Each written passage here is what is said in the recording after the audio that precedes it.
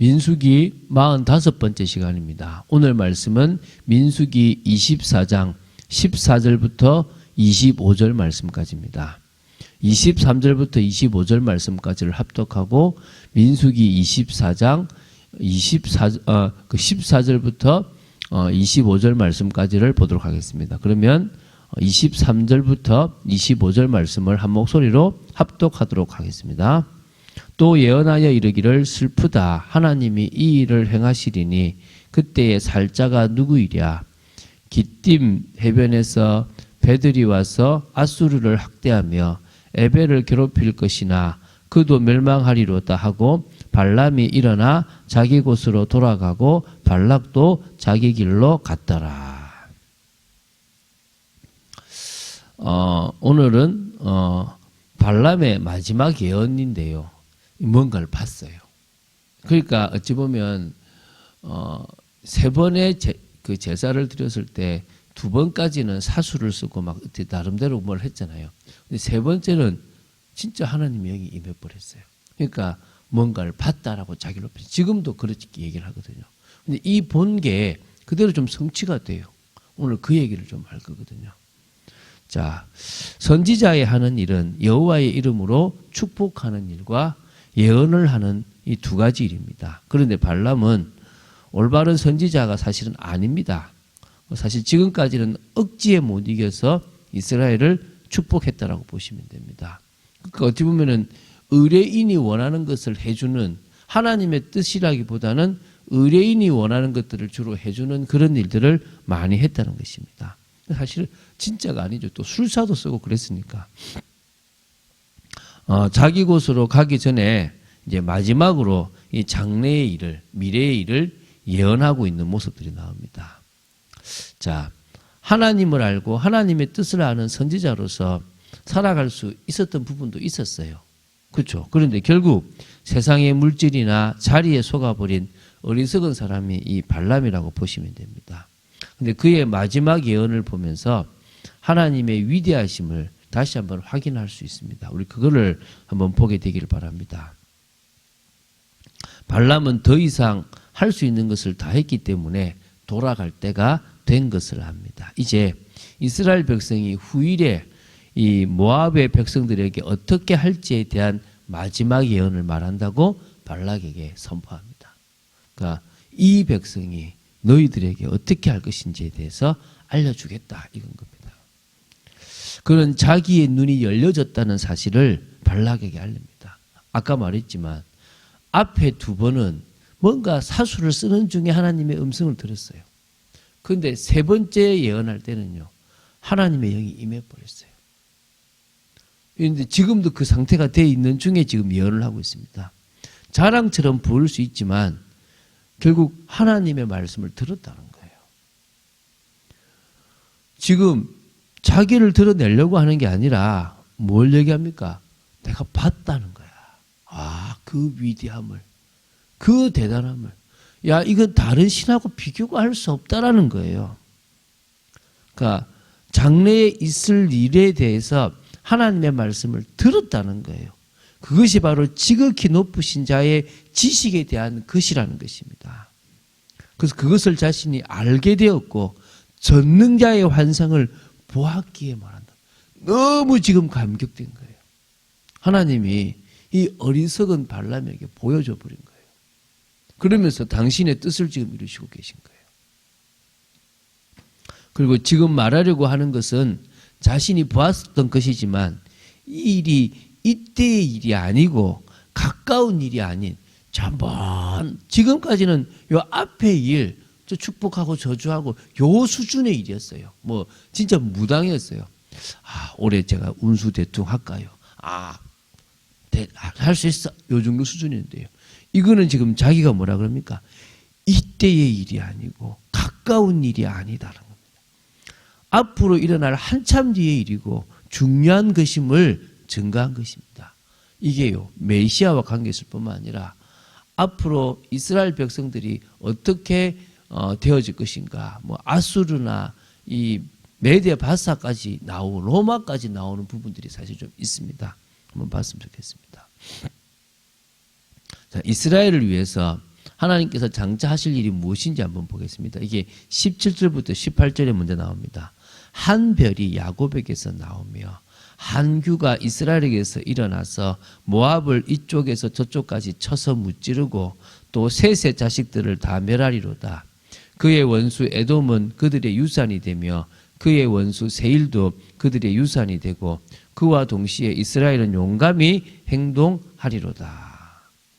여기서요, 나올 한 사람은 짧게는 다윗을 예표하고 길게는 메시아를 예표합니다. 그럼 다윗을 예표한다는 것이 뭐냐면 바로 이때가 아닌 가깝지 않은 장래에 언젠가의 때가 되면 모압을 치러 온다는 거예요. 너희 나라를 치러 오는데 이 편에서 저 편까지 쳐서 파하고 세일산도 취하고 그의 지도로 이스라엘 군대가 용감히 행동할 것이라는 것입니다. 이 예언은 다윗에게서 이루어졌습니다. 이게 사무엘하 8장 2절에 보면요, 모압을 쳤고요.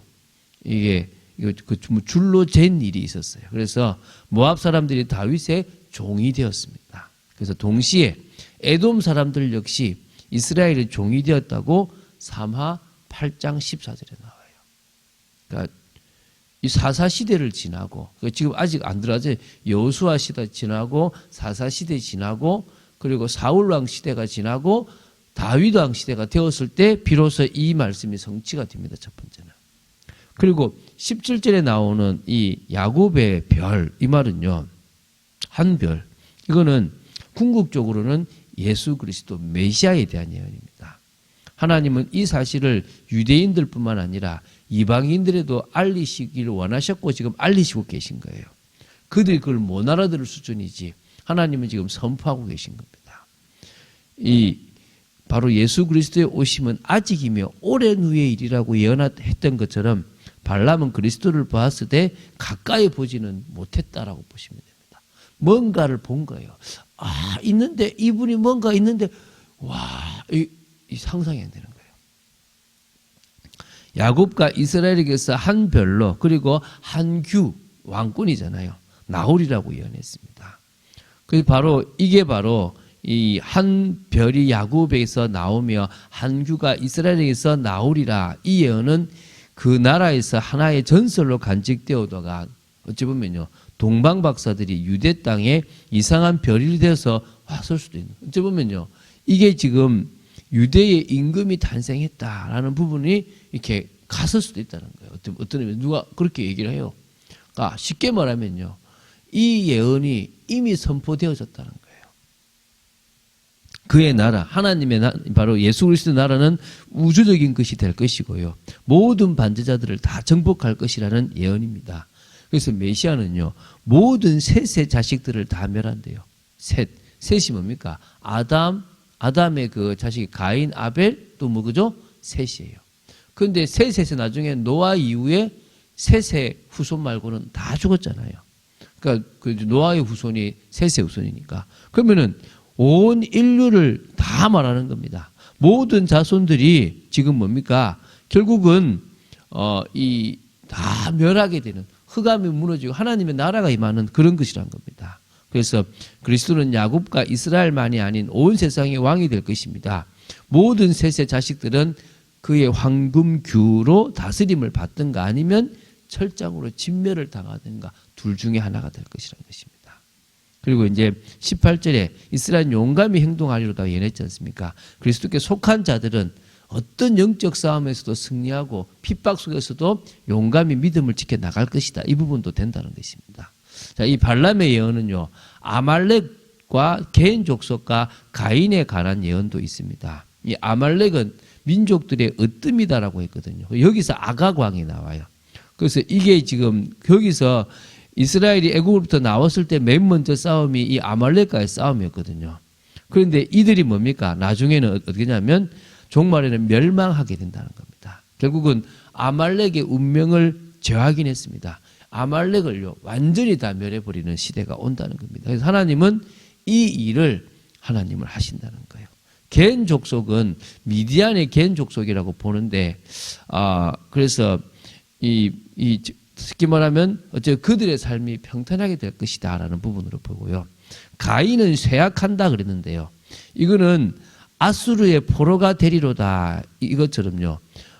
그들의 10지파가 포로가 됨을 실현한다. 이런 의미가 좀 있다고 봅니다. 그리고요. 기띔 해변에 관한 예언이 있습니다. 이것은 더 훨씬 후에 일어날 헬라라는 나라와 그리고 로마에 대한 예언입니다. 아수르 나왔죠. 그리고 헬라도 지금 나오거든요. 그러니까 되게 큰 예언이라는 거죠. 이게 지금 슬프다. 하나님이 이 일을 행하시리니 그때의 살자가 누구이랴라고 하거든요. 다시 말하면 그때 다 이게 뭔가 큰 위기를 당할 그걸 지금요 비관적으로 지금 바라보겠는데요. 여기서 주목할 게 이 헬라 나라와 이탈리아라는 나라는 바다를 향해 있는 나라인데 그들의 군대들은 대개 배를 타고 다녔거든요. 발람은 그들에게서 이런 것을 예언했다라고 보고 있습니다. 그래서 헬라의 군사가 와서 바사와 동맹을 맺은 후에 아수르를 짓밟아 문객이 될 것이란 예언. 그래서 이게 바로 알렉산더에 의해서 동맹이 될 때 일어나거든요. 또 헬라와 로마의 군대가 에벨의 자녀라 일컬어지는 히브리인들을 괴롭게 할 것이란 예언.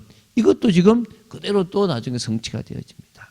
그래서 헬라를 정복한 로마 제국이 기띔도 영원히 또 그 나라도 역시 뭡니까? 멸망하게 될 것이라는 예언입니다. 그래서 이게까지 지금 로마의 멸망까지 다 지금 예언된 거예요. 그러니까 발람은 아주 먼 미래를 바라봤다라고 하는 겁니다. 지금 이게 우리에게 왜 중요하냐? 성경이 사실이라는 거예요. 그리고 하나님이 이 어리석은 자를 통해서도 당신이 말씀하시고 싶은 것을 보여줬다는 거예요.